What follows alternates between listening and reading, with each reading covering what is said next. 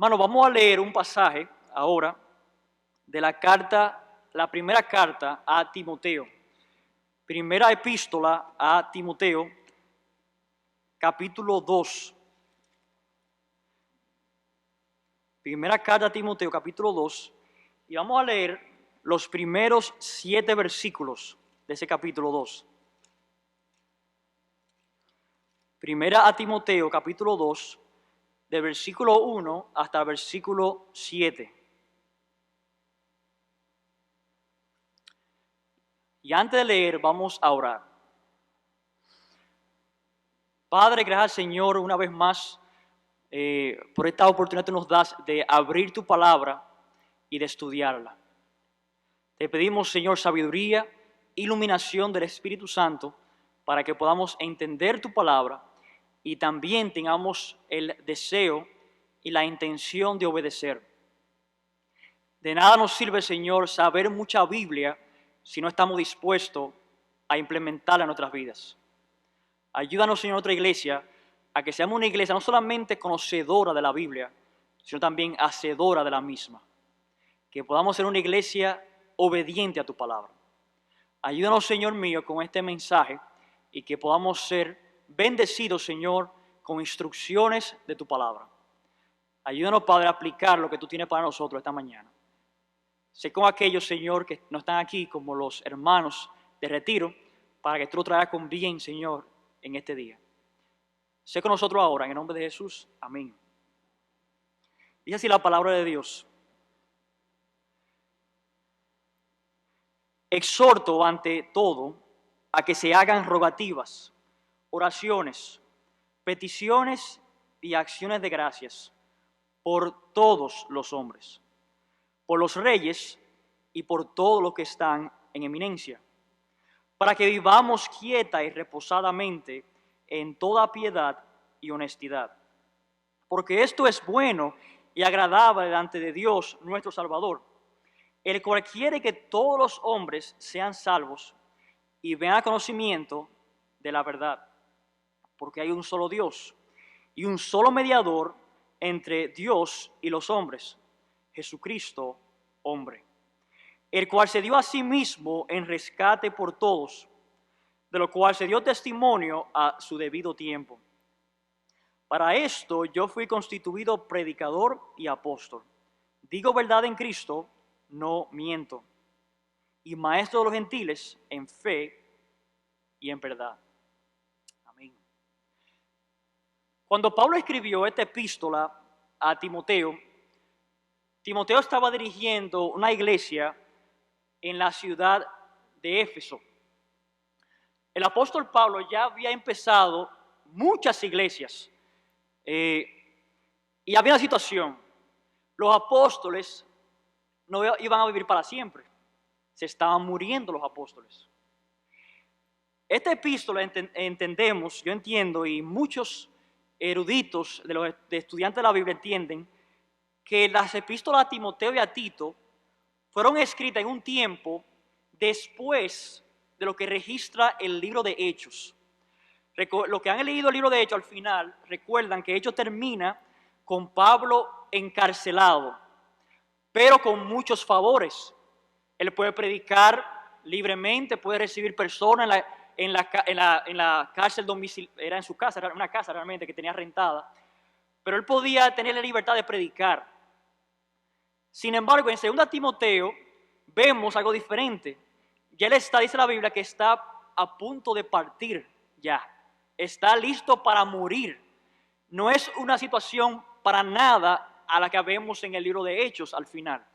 Así que entendemos de que después de lo que registra Hechos, Pablo fue liberado de la cárcel, continuó su ministerio de predicación, volvió a ser encarcelado, enjuiciado y condenado a morir. Y en este tiempo, entre el libro de Hechos al final y este último tiempo de encarcelamiento, que no se registra en Hechos, Pablo escribió esta epístola a Timoteo.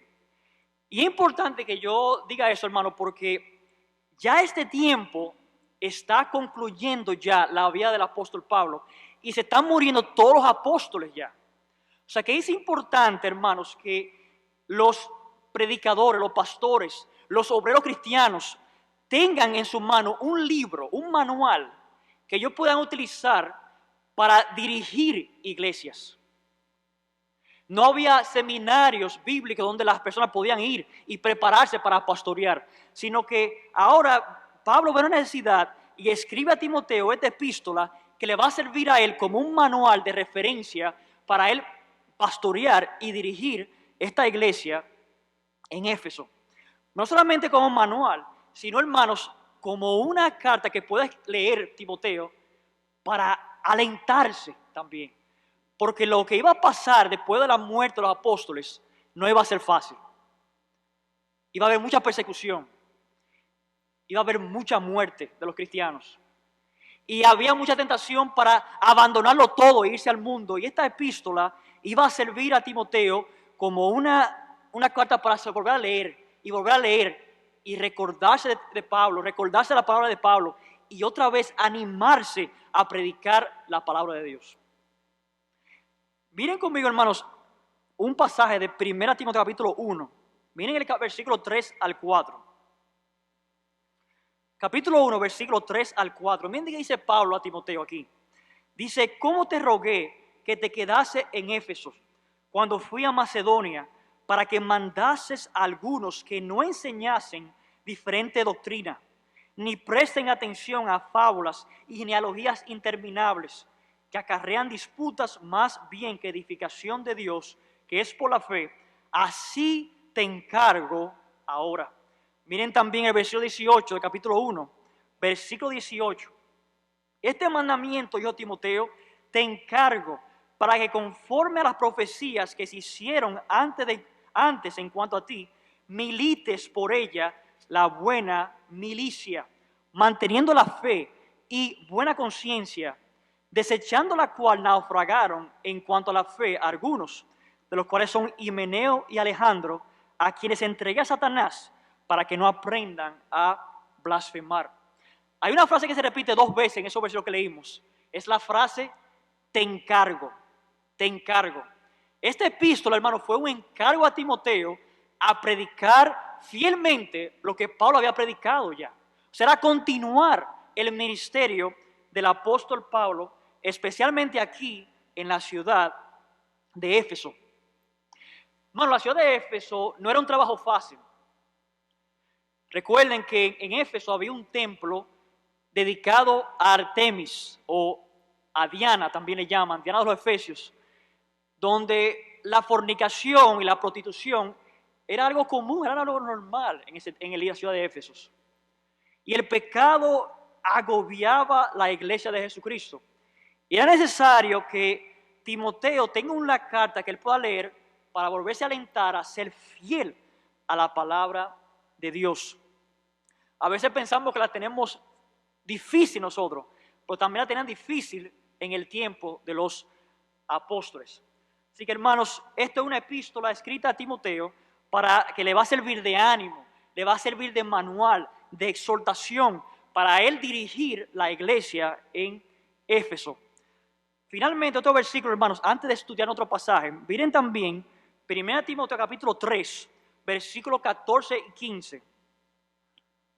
1 Timoteo capítulo 3, versículos 14 y 15, dice así el apóstol Pablo aquí: esto te escribo, aunque tengo la esperanza de ir pronto a verte, para que si tardo, sepas cómo debes conducirte en la casa de Dios, que es la iglesia del Dios viviente, columna y baluarte de la verdad.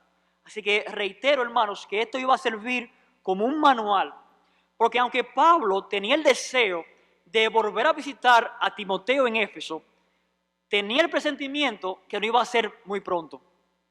Podían pasar meses, años, y quizá nunca volver a visitar a Timoteo en Éfeso para otra vez alentar la iglesia y enseñar y volver a repetir las doctrinas fundamentales del Evangelio. Así que esta carta era importante que se escribiese. Y para nosotros, hermanos, es importante también.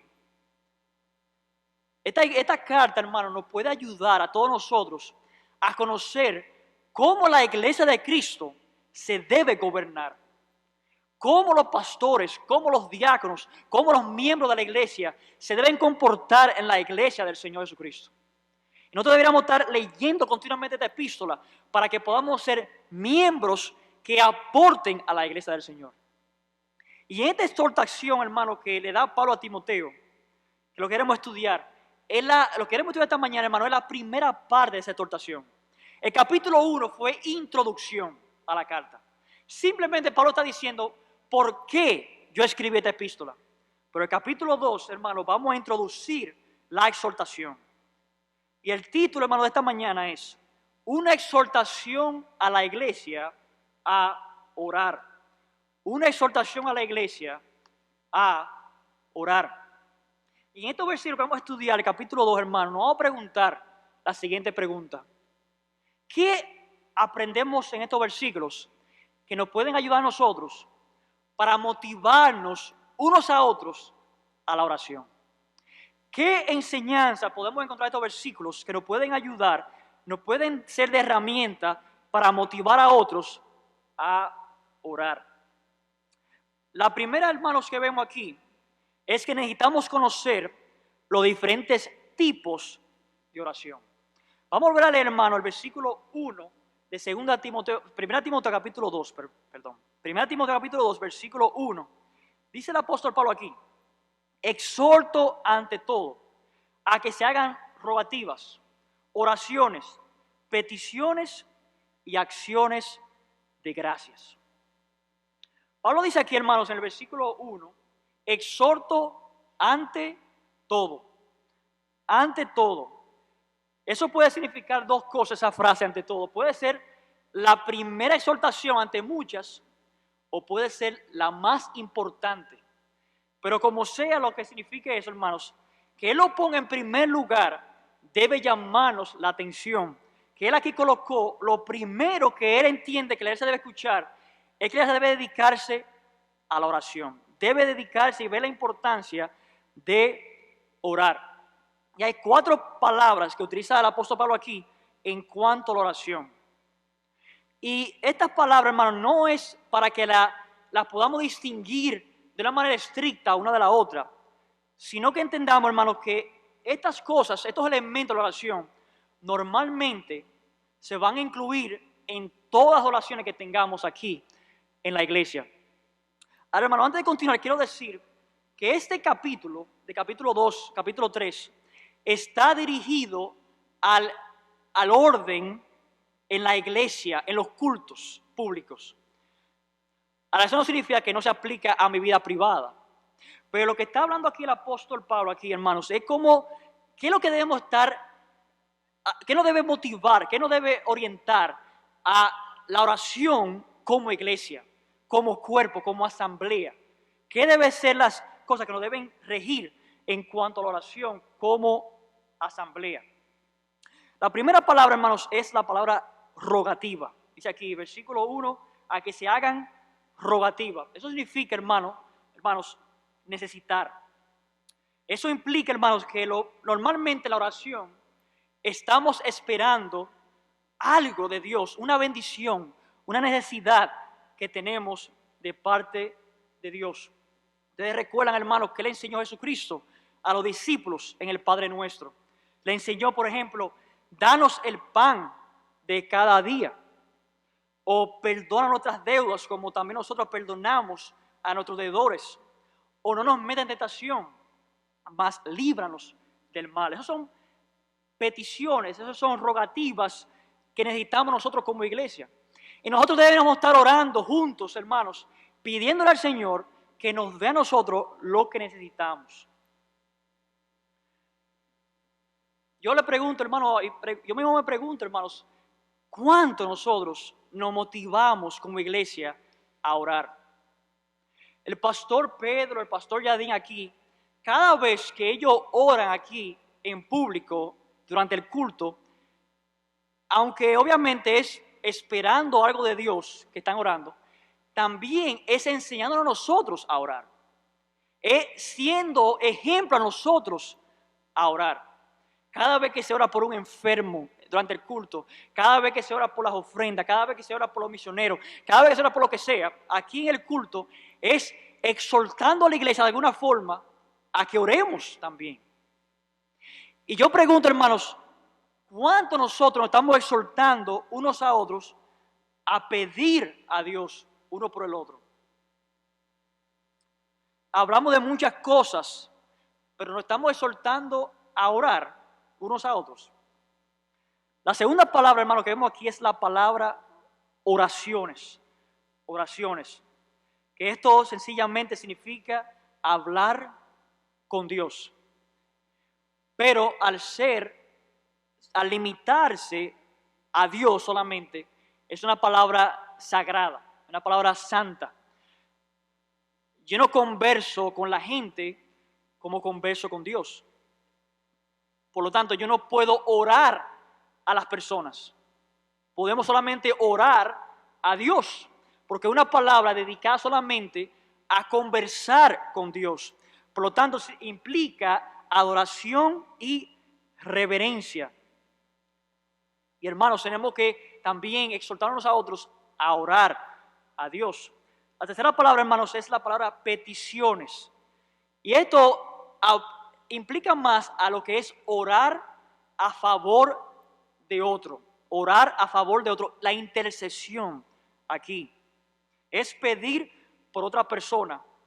También significa, hermanos, es acercarse a otro de manera familiar. Yo quiero que veamos un ejemplo en el libro de Génesis, capítulo 18. Génesis, el libro de Génesis, capítulo 18. El primer libro de la Biblia, Génesis, capítulo 18, versículo 23. Miren cómo ora Abraham a Dios en estos versículos. Génesis 18, versículo 23. Y se acercó a Abraham y dijo: ¿destruirás también al justo con el impío? Quizá haya 50 justos dentro de la ciudad, hablando de Sodoma y Gomorra. ¿Destruirás también y no perdonarás el lugar por amor de los 50 justos que estén dentro de él? Lejos de ti el hacer tal, que hagas morir al justo como el impío, y que sea el justo tratado como el impío. Nunca tal hagas. El juez de toda la tierra no ha de hacer lo que es justo. Entonces respondió Jehová: si hallar en Sodoma 50 justos dentro de la ciudad, perdonaré a todo este lugar por amor a ellos. Yo quiero que simplemente pensemos en dos cosas ahí en esa oración de Abraham.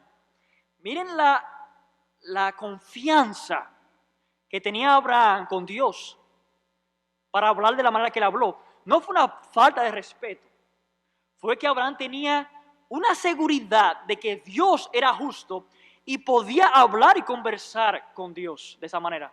Y preguntarle: ven acá, Señor, ¿tú vas a destruir los justos con los injustos también? O sea, no va a haber justicia aquí con Sodoma. Y el Señor le respondió solamente: mira, si encontramos 50, no vamos a perdonar toda la ciudad por amor a los 50. No solamente la confianza, hermanos, sino también vemos en esa oración de Abraham cómo él le habló con una familiaridad a Dios. Y hermanos, ese es nuestro deseo, que podamos llegar a Dios y podamos conocer a Dios como iglesia de tal manera que le podamos hablar a Dios como nuestro Padre Celestial, quien es Él. No como ese Dios que escuchamos en la Biblia y que por ahí nos contaron, no. El Dios que es nuestro Padre Celestial y que podamos conocerle a Él como tal. Volviendo, hermanos, a 1 Timoteo capítulo 2, por favor, hermanos. Volviendo a la epístola a Timoteo, vemos que el cuarto término o la cuarta frase es acciones de gracias. Acciones de gracias. Vayan conmigo a la epístola a los Filipenses, capítulo 4. Filipenses capítulo 4, versículo 6. Filipenses capítulo 4, versículo 6. Dice así la palabra de Dios en este versículo, Filipenses capítulo 4, versículo 6. Por nada estéis afanosos, sino sean conocidas vuestras peticiones delante de Dios en toda oración y ruego con acciones de gracias, o con acción de gracias. Quiere decir, hermano, que todas nuestras oraciones deben ser también mezcladas con acción de gracias. Volviendo, hermano, a la carta de Timoteo, vayan a 2 Timoteo capítulo 3. 2 Timoteo capítulo 3, versículo 2. 2 Timoteo capítulo 3, versículo 2. Miren qué dice Pablo de los últimos tiempos aquí. Dice, porque habrá hombres amadores de sí mismos, avaros, vanagloriosos, soberbios, blasfemos, desobedientes a los padres, ingratos, impíos. O sea que junto con esos pecados está el pecado de la ingratitud. Así que, hermanos, si queremos crecer en piedad, necesitamos aprender también a dar gracias. A dar gracias como iglesia. Aprendamos a exhortarnos, a motivarnos a otros a dar gracias a Dios. Hermano, estás tú en una situación difícil. Una situación difícil. Aprende a dar gracias a Dios en tu situación difícil. Aprende a agradecer a Dios en medio de las pruebas.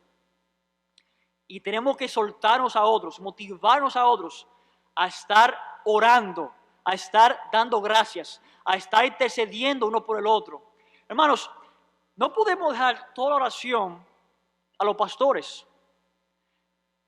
Tenemos que todos nosotros crecer como iglesia en la oración. Eso es lo primero, hermanos. Necesitamos conocer los diferentes tipos de oración. En segundo lugar, hermanos, necesitamos conocer el alcance o los objetos de la oración. Necesitamos conocer el alcance o los objetos de la oración. Y vamos a volver, hermanos, ahora a 1 Timoteo capítulo 2, versículo 1 y la segunda parte del versículo 2. Dice 1 Timoteo capítulo 2, la última parte del versículo 1, dice que tenemos que todas las cosas orar, pedir, rogar, dar gracias por todos los hombres, y luego dice ahí el versículo 2, por los reyes y por todos los que están en eminencia. Por todos los hombres, luego por los reyes y por todos los que están en eminencia. ¿Hay alguien, hermano, ahí que se excluye? Ahí. ¿Hay alguna persona por el cual no deberíamos orar según esos versículos que acabamos de leer? No lo hay. Todos los hombres. Y por si acaso no quieren orar por aquellos que ustedes odian porque son los políticos, por todos los reyes y por todos los que están en eminencia. Dice ahí la palabra de Dios. Este mandato, hermanos, de orar por todos los hombres, muchas veces no concuerda con nosotros. Y yo he sido culpable mucho de eso. Yo oro por aquellos que están más cercanos a mi círculo. Por mis padres, por mis hermanitos, por mis hermanos en Cristo más cercanos, por los jóvenes de mi iglesia.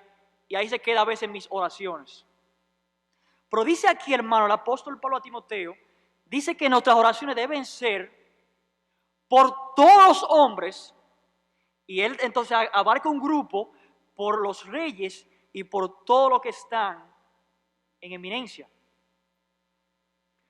Escribe un comentarista llamado Omer Kent. Este mandato es razonable, ya que ¿quién oraría por los incrédulos si la iglesia no lo hace? Solo los cristianos tienen este contacto vital con Dios. Si este mandato se lleva a cabo, ningún hombre estará fuera del alcance de las oraciones a Dios. No podemos orar demasiado amplio. No podemos orar demasiado amplio. Dice también otro comentarista llamado Matthew Henry, vemos aquí que la religión cristiana está muy lejos de ser una secta, porque enseña a los hombres a difundir amor, a orar, no solo por aquellos que están en su religión, sino por todos los hombres. Todos los hombres el Señor nos manda a orar aquí. Vamos a hablar un poquito ahora, hermanos, de esa frase, por los reyes y todo lo que están en eminencia. Antes de que pensemos, hermanos, de que Pablo estaba hablando de políticos buena gente y todos eran buena gente, recordemos que el emperador en ese tiempo se llamaba Nerón, que perseguía y estaba matando cristianos. Y Pablo dice aquí, oremos por los reyes y todo lo que están en eminencia.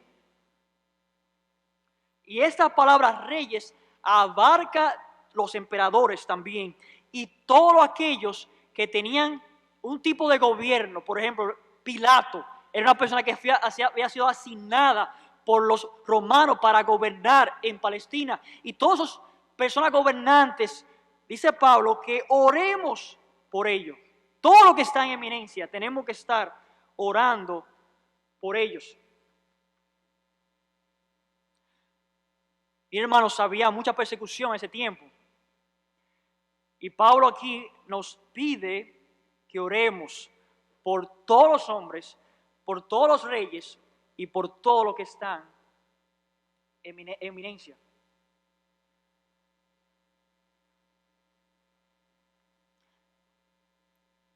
Esa situación que estaba ocurriendo en ese tiempo, la persecución, los cristianos habían desarrollado un temor a los gobernantes. Si tú me estás persiguiendo, yo no voy a estar afuera, entonces yo voy a estar escondido. Yo no voy a estar andando, que aquí un cristiano está aquí. No, todo lo que yo haga va a ser muy discreto para que no me agarren y me metan preso. Y había un cierto temor a los gobernantes y a los reyes por esta situación de persecución en el primer siglo a la iglesia. Y ese temor que había ya fácilmente se podía convertir en odio a esas personas. Empieza con temor y luego odio. Y el apóstol Pablo aquí da el antídoto para que ese temor no se convierta en odio. Orar por ellos. Orar por ellos. Vayan conmigo al libro de Mateo capítulo 5. Mateo capítulo 5. Miren a lo que dijo Jesucristo en cuanto a esto. Mateo 5, versículo 43.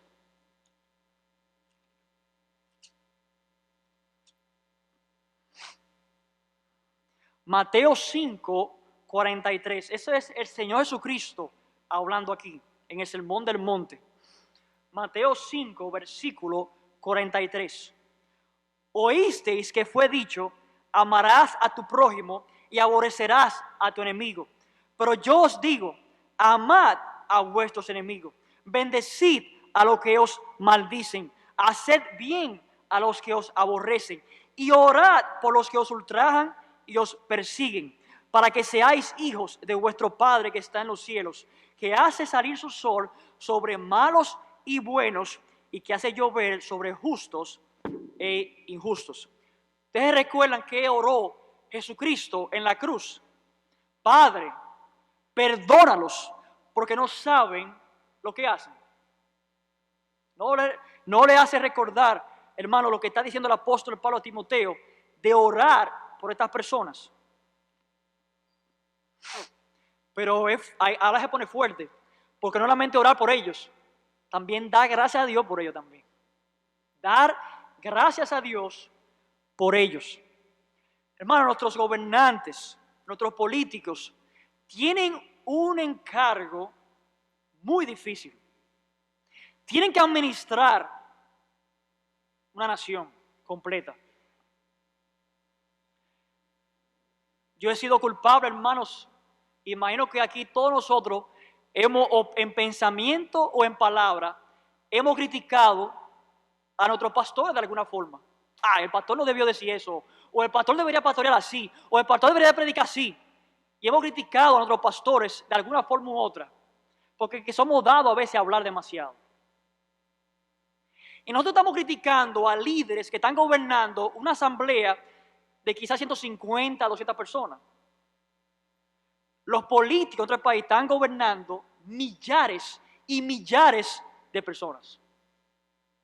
O sea que yo creo que deberíamos orar por ellos también. Orar por los gobernantes. Y dar gracias a Dios que estamos viviendo en un país donde podemos predicar libremente el Evangelio. Podemos orar sin que nos persigan. Podemos hablar de Cristo allá afuera del vecindario sin que nos van a perseguir. Demos gracias a Dios por otro país. Demos gracias a Dios por el bienestar que podemos disfrutar de nuestro país. Tenemos que orar por otros gobernantes para que el Señor los ayude a ellos a gobernar sabiamente. Que le ayude a ellos a administrar los recursos de la mejor forma posible por el bien de nuestro país. Vayan otra vez, hermanos, a 1 Timoteo capítulo 2. Ya hemos visto, hermanos, los tipos de oración y hemos visto los objetos de la oración. Vamos ahora a ver las razones por qué orar, por qué necesitamos como iglesia orar.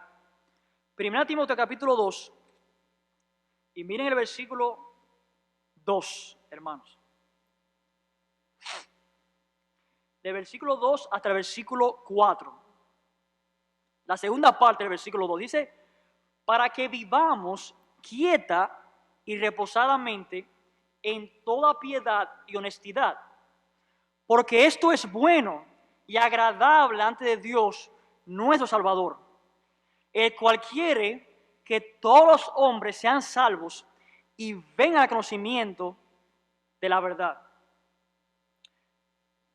Tenemos aquí dos razones por las cuales debemos orar. La primera razón concierne a la iglesia y la otra concierne a Dios mismo. Miren el versículo 2, dice que Pablo que debemos orar para que la iglesia pueda vivir quieta y reposadamente en toda piedad y honestidad. No entendamos, recordemos, hermanos, que, bueno, solamente quiero decir, hermanos, que aquí el apóstol Pablo está diciendo, vamos a orar para que podamos ganar mucho dinero, para que estemos tranquilos, seamos súper cómodos. Ese no es el enfoque de esta oración aquí. Eso que está diciendo aquí Pablo de vivir quieta y reposadamente en toda piedad y honestidad, eso está enfocado a la misión evangelística de la iglesia de Cristo. Y como vamos a ver más adelante ahora. O sea, no es una oración solamente para que no estemos viviendo siempre de maravilla y que todos seamos la gente más cómoda. No, o sea, ese no es el enfoque aquí de esta petición, esta razón por qué debemos pedir estas cosas. Notemos aquí, hermano, que es en toda piedad y honestidad. ¿Por qué nosotros debemos, hermano, pedir por los gobernantes y pedir por los reyes? No deberíamos estar pidiendo, hermanos, que el Señor nos use para ganar sus almas para Cristo. No deberíamos estar orando como el Señor, iglesia, ayuda a esta iglesia a que podamos ser un faro, una luz a la comunidad y que podamos llegar a nuestro evangelio de Cristo, a la verdad de Dios, hasta los gobernantes. Pablo lo hizo. Pablo le predicó a reyes y gobernantes. O sea que, hermano, el alcance de nosotros como iglesia debe ser, la oración debe ser, Señor, estamos orando por estas cosas para que nos uses para alcanzar más personas para Jesucristo. Es un enfoque, hermano, de vivir una vida que glorifique al Señor en toda piedad y honestidad. La piedad aquí, hermano, está hablando de la actitud que tenemos que tener cristiana para con Dios. Y la honestidad aquí está hablando de la reputación que tenemos allá afuera. ¿Cómo nos ve el mundo a nosotros, hermanos? ¿Qué reputación tenemos nosotros ante el gobierno? Ante los gobernantes de nuestra capital, de nuestro país. ¿Cómo ve la gente en nuestra iglesia? Eso debería motivarte a orar a Dios. Motivarte a orar. Orar que nuestra iglesia sea una iglesia que nuestra conducta, nuestra reputación sea una ayuda para poder llegar al evangelio a más personas.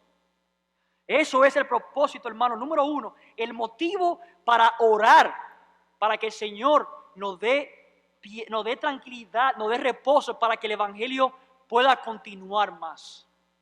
Yo no sé de ustedes, hermano, pero yo no estoy buscando persecución. Yo sé que en la Biblia, como la persecución, como que multiplicaba a los discípulos, parece. Pero yo no estoy orando, Señor, manda persecución para que se multiplique, para que predique más gente. No, yo no quiero. Yo no estoy orando por eso. Yo estoy orando y debemos orar, hermano, con esto aquí. Dice, para que vivamos quieta y reposadamente, para que podamos, en orden como iglesia, predicar el evangelio a más personas. Para que podamos organizarlo mejor como iglesia, para ir a las misiones. Y para que abarquemos más personas con el evangelio. Hermanos, tú cristiano que estás aquí, ¿estás tú guerreando con los políticos? Eso no va a ayudar al evangelio, hermano. Lo que queremos es, hermanos, pedirle a Dios que nos ayude a vivir una vida quieta y reposadamente para que podamos compartir el evangelio con estos gobernantes que el Señor ha puesto sobre nosotros. Ahora, otra cosa quiero decir, hermanos. Todavía no ha llegado la persecución a nosotros, pero puede que llegue. Y debemos todavía seguir orando cuando llegue la persecución. Porque la oración puede inclusive derrocar reyes y gobernantes. Ustedes recuerdan en el libro de Hechos, hermanos, cómo la iglesia combatió contra los líderes de Israel y de Jerusalén, esos sacerdotes, esos gobernantes. Ellos oraban, hermano. Señor, danos denuedo, le pedían a Dios, para que podamos compartir tu palabra con denuedo y la gente pueda escuchar la palabra. Hubo una situación con un rey que mató a un apóstol y quería también matar a Pedro. Y la iglesia, dice la Biblia, que oraba sin cesar. Y el Señor libró a Pedro y el capítulo siguiente mató a ese rey. Porque él estaba contra la iglesia. O sea que, hermano, la oración de la iglesia es otra arma más poderosa que podemos tener. Oremos, hermano, como iglesia. Oremos por otros gobernantes. Oremos para que podamos ser luz allá afuera. La segunda razón, hermanos, concierne a Dios. Dice la palabra de Dios en 1 Timoteo capítulo 2, versículo 3, porque esto es bueno y agradable delante de Dios nuestro Salvador, el cual quiere que todos los hombres sean salvos y vean el conocimiento de la verdad. La oración va conforme al deseo de Dios para toda la humanidad. Dios ha provisto salvación. Por eso Pablo aquí llama a Dios, Dios nuestro Salvador. Dios fue quien envió a su Hijo Jesucristo por amor al mundo. Yo quiero, hermanos, tomar un tiempito ahora para explicar la palabra quiere que todos los hombres sean salvos. ¿Qué significa eso? De que Dios quiere que todos los hombres sean salvos. En este versículo vemos una referencia a lo que mucha gente llaman la voluntad moral de Dios. Esta voluntad moral de Dios no siempre triunfa, muchas veces fracasa. Por ejemplo, Dios no quiere que tú peques, pero tú pecas. Dios no quiere que ningún hombre se pierda. Sin embargo, muchos se pierden porque no creen en el evangelio. O sea que esta voluntad de Dios no siempre se cumple. De este versículo se ha sacado una doctrina falsa que dice que todos los hombres al final del día van a ser salvos. Dios va a salvar a todo el mundo porque Él ama a todo el mundo. No, hermano, no es así que funciona. ya Dios ha enseñado cómo podemos ser salvos. Y vamos a ver eso más adelante. Pero quiero este punto solamente decir que esa palabra quiere está en forma, ¿cómo se dice eso? En un estado pasivo del verbo. Quiere decir que Dios aquí no está activo. Dios quiere que los hombres sean salvos, pero ya Él ha puesto el medio de salvación. Los hombres ahora tienen que aceptar ahora, tienen que recibir a Cristo. Dios quiere, pero no va a violar la voluntad del hombre. El hombre tiene que recibir al Señor Jesucristo como Señor y Salvador. Pero hermanos, o amigos que nos visita, Dios quiere que tú seas salvo, pero tú tienes que recibir a Jesucristo, tienes que arrepentirte y creer en el Evangelio. Tienes que convertirte. Puede ser que tú digas, no, pero es que Dios no quiere. Dios no me quiere a mí. Sí, Dios quiere que todos los hombres sean salvos y que todos vengan al conocimiento de la verdad, dice la Biblia, como he leído en este versículo. Cuando los hombres son salvos, hermanos, por medio de la fe, van a poder tener conocimiento pleno de la verdad. Jesucristo dice en Juan 14, versículo 6, yo soy el camino, la verdad y la vida, nadie viene al Padre sino por mí. Entonces, ser salvo, conocer a Cristo, es conocer la verdad. Conocer la verdad. Así que, hermanos, cuando estemos orando, hermanos, por nuestros gobernantes, por el presidente, los diputados, los alcaldes, los senadores, todo el mundo, y nuestros vecinos, y nuestros amigos, y nuestros familiares inconversos, recordemos que Dios quiere que todos los hombres sean salvos y van al conocimiento de la verdad. Eso es una oración en la voluntad de Dios. Finalmente, hermano, nuestro último punto es, para nosotros poder motivar a la iglesia a la oración, necesitamos conocer el fundamento de la oración, la base de la oración. Y miren el versículo del 5 al 7. 5 al 7, dice la Biblia, porque hay un solo Dios y un solo mediador entre Dios y los hombres, Jesucristo, hombre, el cual se dio a sí mismo en rescate por todos, de lo cual se dio testimonio a su debido tiempo. Para esto yo fui constituido predicador y apóstol. Digo verdad en Cristo, no miento, y maestro de los gentiles en fe y en verdad. Aquí vemos, hermanos, el fundamento, la base de la oración. Y el apóstol Pablo va a enseñarnos este fundamento con 4 argumentos. El primer argumento es que hay un solo Dios.